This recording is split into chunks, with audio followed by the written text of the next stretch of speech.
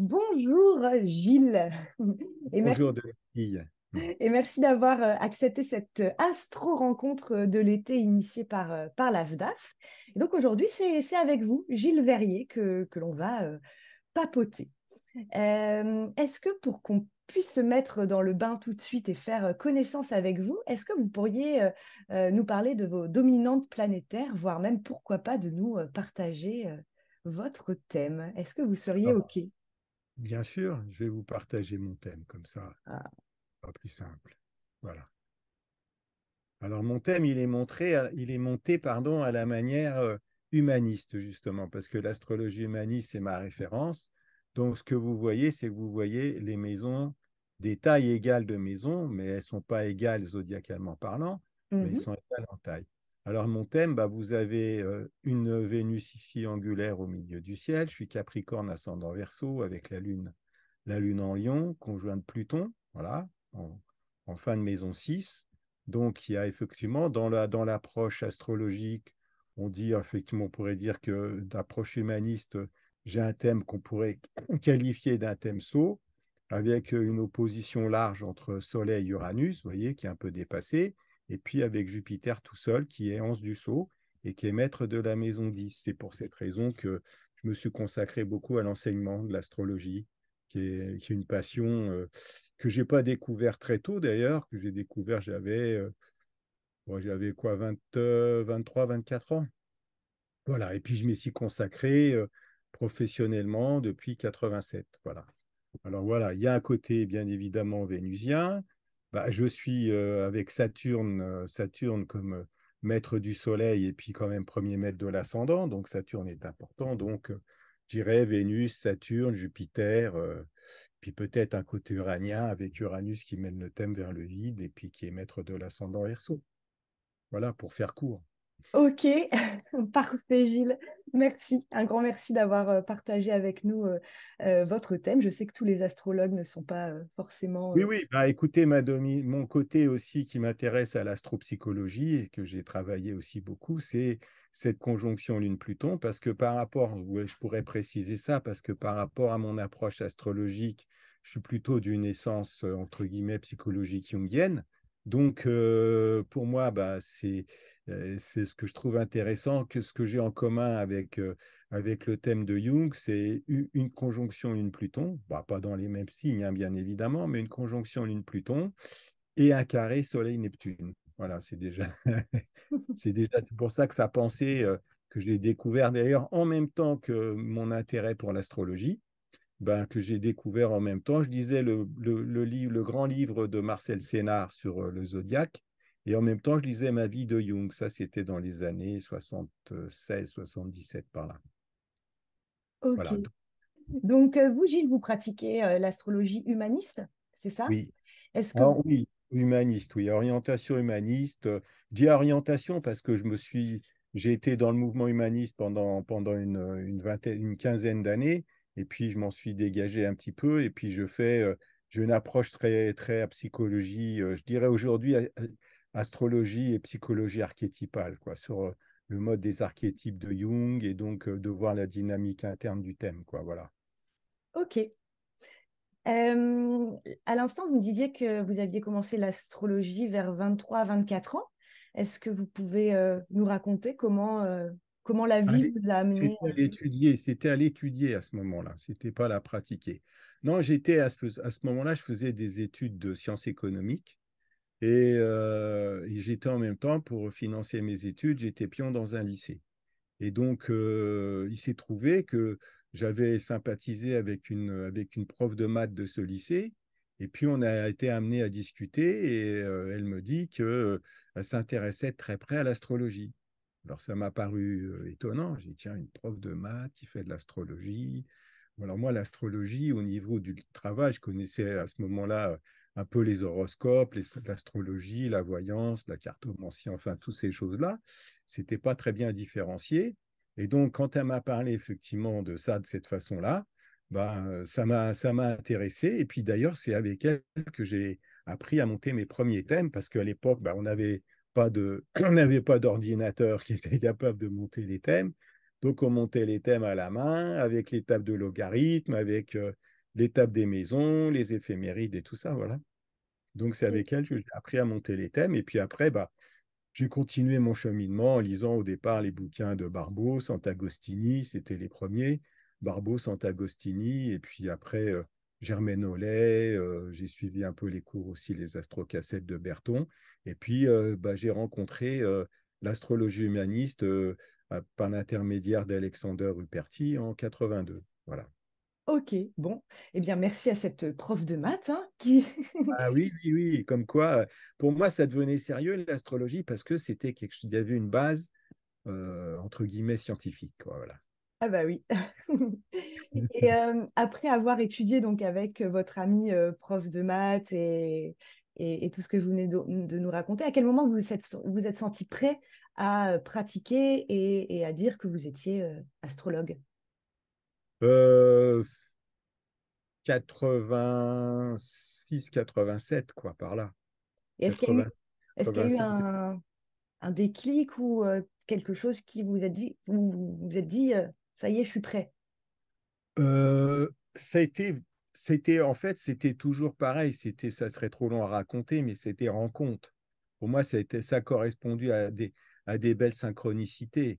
C'était des rencontres et des choses qui m'ont poussé. C'est-à-dire que, je dirais, d'une certaine manière, on pourrait dire de cette façon-là que l'astrologie est venue à moi plutôt que je suis venu à elle, quoi. Il y a quelque chose, ça a été un peu de cette manière-là, quoi. Et les premiers thèmes que j'ai faits, c'était des concours de circonstances par une personne qui n'était pas bien, que je rentre dans sa boutique pour acheter un jeu de tarot de Marseille pour un ami qui était souffrant, que je vais aller voir à l'hôpital. Et puis cette dame, elle avait vraiment l'air pas bien. Et puis, alors qu'elle connaissait rien de moi, elle me dit, oh, je vais pas bien, tout ça en ce moment. Et puis elle tombe en larmes. J'étais assez troublé. Voilà, mon mari est en train de me quitter, etc. Et puis, j'aurais bien besoin, alors comme c'était un magasin de jeux, mais ils vendaient aussi, j'étais étonné d'ailleurs, elle vendait aussi des jeux de tarot de Marseille.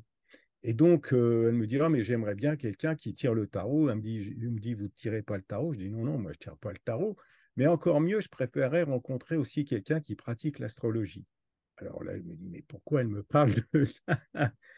Et alors, à l'intérieur de moi, il y a une petite voix qui disait, bah, dis-le que t'en fais une astrologie, dis-le. Et en même temps, bah, j'osais pas. Et puis, j'ai fini par lui dire, ah, mais vous allez me faire mon thème, combien vous me prenez, etc., etc. Ça démarrait comme ça. Ok, encore une rencontre de la vie, quoi. Là, exactement. Je vois bien. Est-ce que, au-delà de vos consultations, vous utilisez l'astrologie au quotidien ou presque pour vous, pour vos Non, pas au proches? quotidien, quand même pas au quotidien, parce que je suis pas non plus. Parce que c'est pas pour moi, si vous voulez, c'est un moyen de comprendre ce qui se passe. C'est pas pour décider des choses comme ça, pour des décisions importantes, oui. Mais je regarde quand même parce que tous les mois, pour la plupart de mes élèves, et puis je mets ça sur Facebook aussi, je fais une petite réflexion sur le cycle de lunaison. Donc, je regarde bien évidemment la lunaison, je regarde les positions des planètes, mais je ne suis pas non plus à faire ça au quotidien, à regarder comme certains que je connaissais à une époque, qui prenaient des rendez-vous que s'il y avait ceci, si la Lune était comme ci, etc. Alors, faut pas. Non, ça, c'est pas ma pratique de l'astrologie. Hmm. Ok.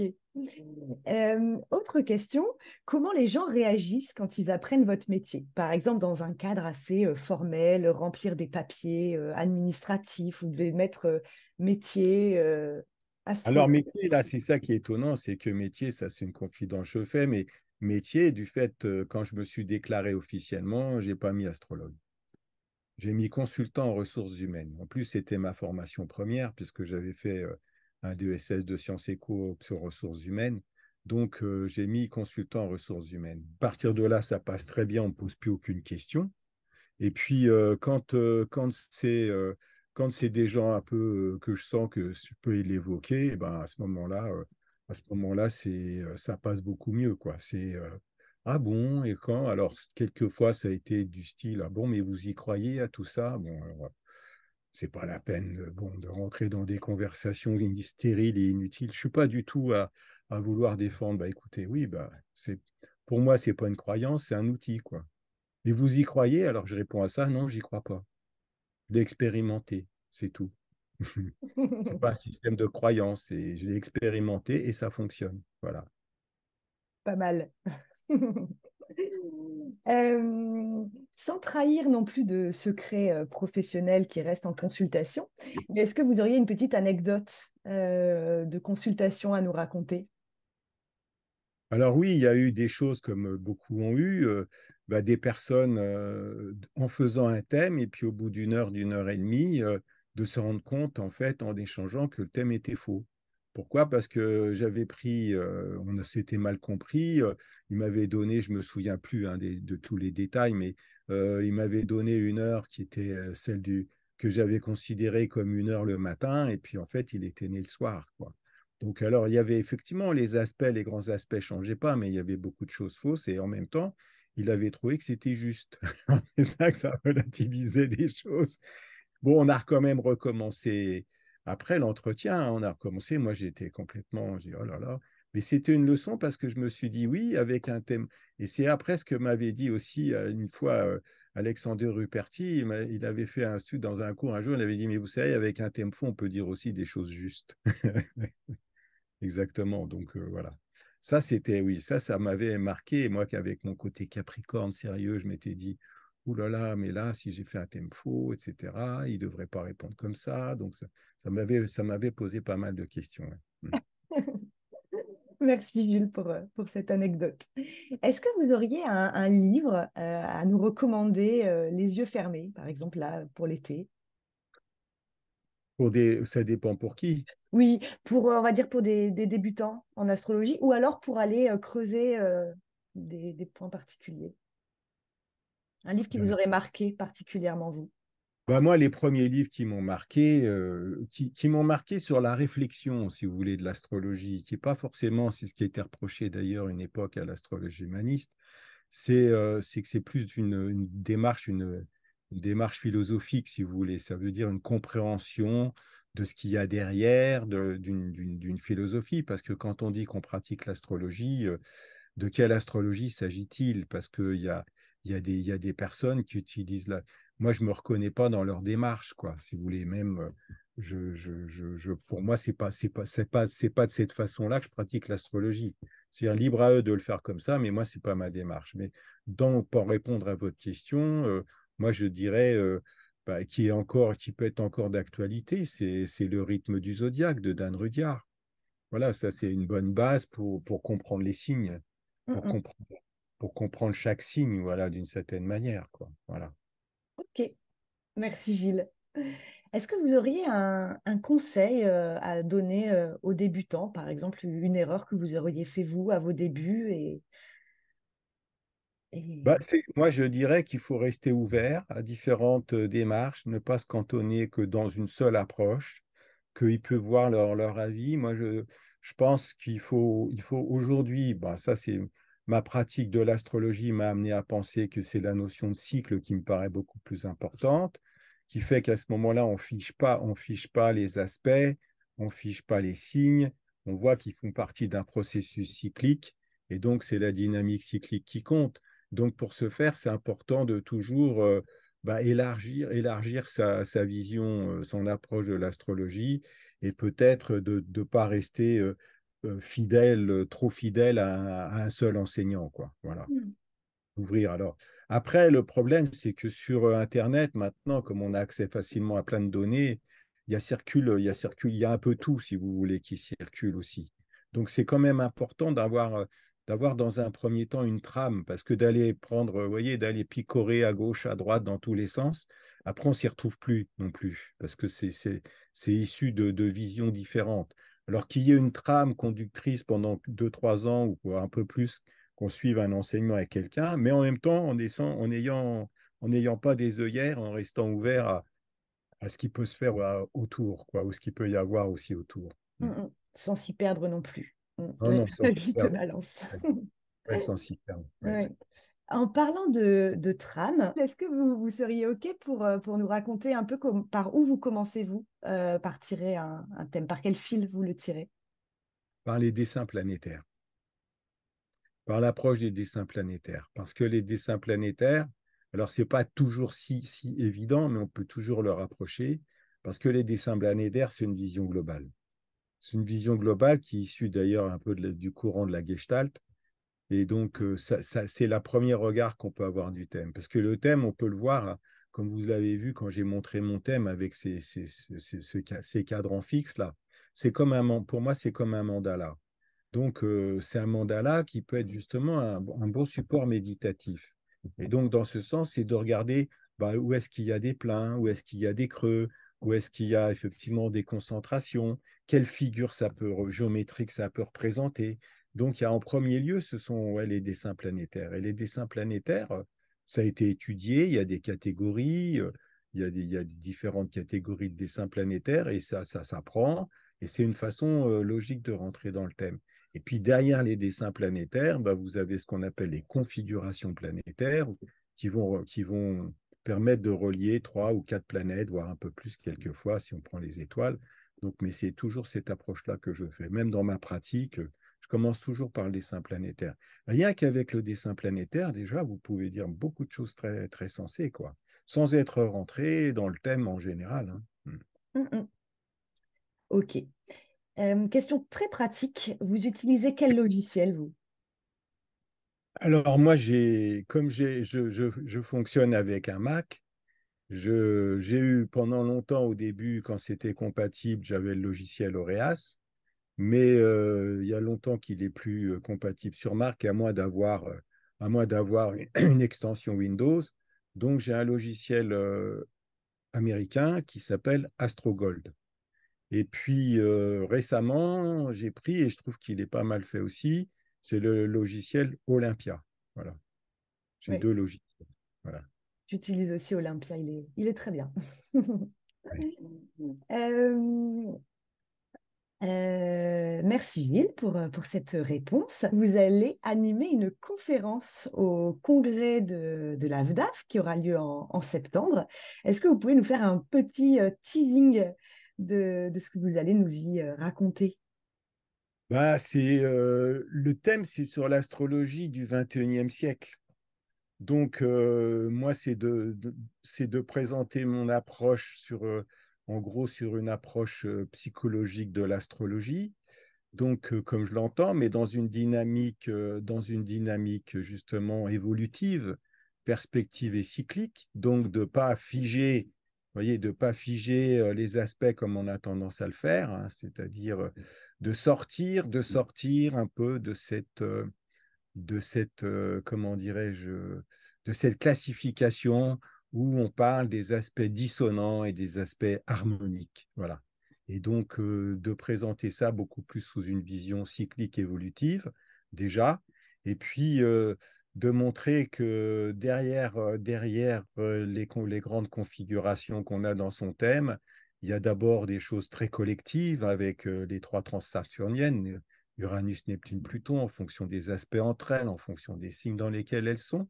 Et puis, bah, c'est là-dessus que viennent se greffer les planètes personnelles, et donc de voir comment on est d'abord, comment dirais-je, comment on est d'abord malaxé, pris, conditionné par ces grands courants collectifs avant d'émerger en tant qu'individu, quoi. Donc, pour moi, c'est de montrer aussi que le thème astral, au départ, le thème astral, je l'avais déjà dit d'une certaine manière, mais insister là-dessus, c'est-à-dire le thème astral n'a rien d'individuel. Un thème astral, si vous voulez, il va devenir quelque chose qu'on peut, entre guillemets, s'approprier, ou du moins dans lequel on peut se reconnaître. Mais un thème astral, c'est d'abord avant tout un moment de l'univers vu d'un point particulier. Voilà. Et donc, il se trouve qu'à ce moment-là, bah, il y a une personne qui naît. Et il peut y en avoir plusieurs. Mais donc, il y a une personne qui naît, donc elle est porteuse de quelque chose de ce moment-là, d'un devenir, et qu'elle a peut-être quelque chose de personnel, de particulier, je dirais, à apporter à l'humanité. Hein, c'est comme s'il y a un besoin de l'humanité à un moment donné qui s'exprime à travers un thème astrologique. Comment je peux y répondre et y apporter ma pierre de touche, quoi. Voilà. C'est un petit peu comme ça que j'envisage les choses, et puis de sortir, de voir que avec cette approche, ce n'est pas une approche de développement personnel, mais c'est de développement plutôt impersonnel. Voilà. C'est pas mettre l'accent sur l'ego, c'est d'aller au-delà de l'ego. Et donc, pour moi, ce n'est pas du développement personnel dans cette approche-là. C'est plutôt de comprendre quels sont les archétypes qui nous animent, comment on peut se laisser embarquer par et comment on peut effectivement, d'autre part, beaucoup plus positivement les chevaucher. Voilà. Ok, bon, ben moi en tout cas j'ai hâte d'y être à ce congrès. Euh, Est-ce que, alors question un peu particulière, si vous pouviez poser, vous, Gilles, une question à l'astrologue que je vais interviewer après vous, quelle serait-elle? Quelles sont vos références philosophiques pour construire votre discours astrologique? Ok, très bien. Est-ce que vous voulez y répondre vous-même? Oui. Alors moi, il y a d'abord toute cette approche, si vous voulez, justement psychologique et philosophique, je dirais. C'est une philosophie bien évidemment humaniste. C'est la philosophie de mettre l'homme au centre, que on a effectivement aussi un destin particulier qui peut être une sorte de fatum, mais qu'on peut revenir, qu'on peut prendre en main aussi. Donc on a à gérer quelque chose. Alors je ne veux pas rentrer dans le débat du libre arbitre ou non du libre arbitre. Je dirais c'est deviens ce que tu es. Donc ça serait déjà, ça s'appuierait sur toutes ces philosophies anciennes grecques, mais aussi nourries aujourd'hui par l'approche de la psychologie, plus particulièrement de la psychologie jungienne. Donc moi, je m'appuie beaucoup sur les travaux de Carl Gustav Jung, quoi. Voilà. Ok. Est-ce que vous voulez connaître la question que le précédent astrologue que j'ai interviewé veut vous poser à vous? Ah Vous bah êtes, volontiers. vous êtes prêts? Quel message on pourrait faire passer pour que l'astrologie retrouve ses lettres de noblesse? C'est une question d'Alain Arrigui. Bah, pour que l'astrologie retrouve ses lettres de noblesse, je crois il faut peut-être dépoussiérer l'astrologie de discours, de vieux discours, si vous voulez, qui sont mis au niveau des strates depuis fort longtemps. Et c'est pour ça que si l'astrologie résiste encore aujourd'hui, c'est que parce elle s'est adaptée à des courants sociétaux. Et aujourd'hui, je crois que justement, pour l'approche et le discours astrologique, qui serait peut être intéressant, c'est de la voir beaucoup plus comme un reflet de notre psychisme. C'est ça, retrouver ces lettres de noblesse. Parce que l'astrologie, c'est parfois un peu fourvoyé en voulant à tout prix être dans du prévisionnel, dans du prédictif, prévisionnel, dire des choses, et puis qui, pour beaucoup de gens, se sont jamais déroulées comme c'était, parce qu'on travaille avec des symboles. Et je pense que je voulais dire, peut-être par rapport à ça, pour élargir le débat, c'est de dire que l'astrologie, c'est d'abord avant tout des symboles, ce ne sont pas forcément des signes.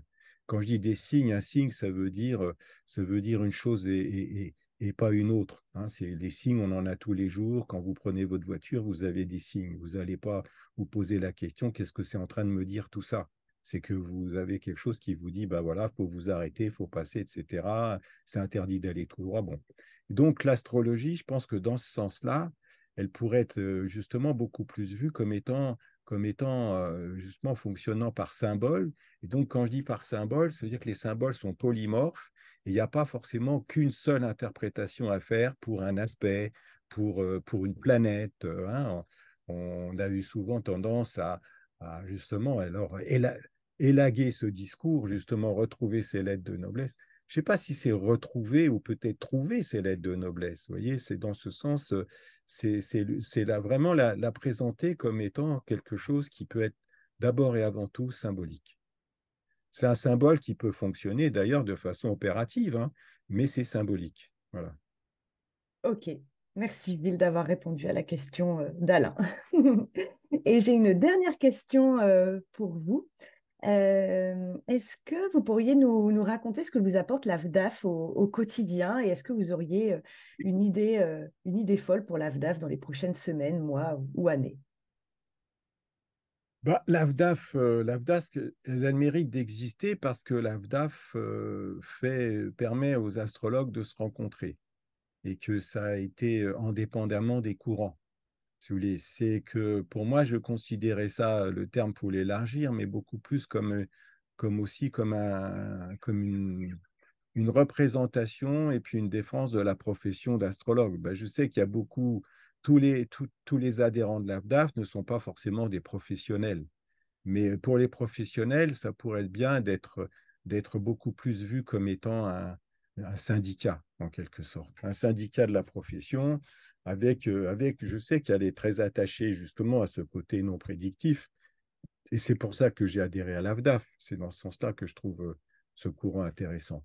Après, dans l'AFDAF, comme il y a plusieurs courants, de pensée, si vous voulez, qui cohabitent, c'est toujours difficile de pouvoir fonder un corpus commun.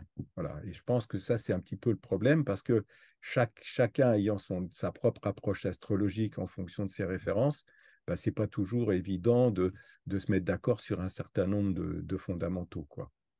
Mais ça, pour moi, c'est pas un problème. Ça fait partie. C'est accepter cette pluralité de points de vue, d'approches et de tout ça. Mais avec un code déontologique, je crois, qui me paraît important de respecter. Mm, mm. Ok, bon, merci Gilles. Et bien voilà, notre interview est terminée. Je vous remercie beaucoup d'avoir joué le jeu. Ravi d'avoir fait connaissance avec vous, Gilles. Et de Mithilde. Et puis, à bientôt, À bientôt, belle journée à vous. vous aussi. Merci.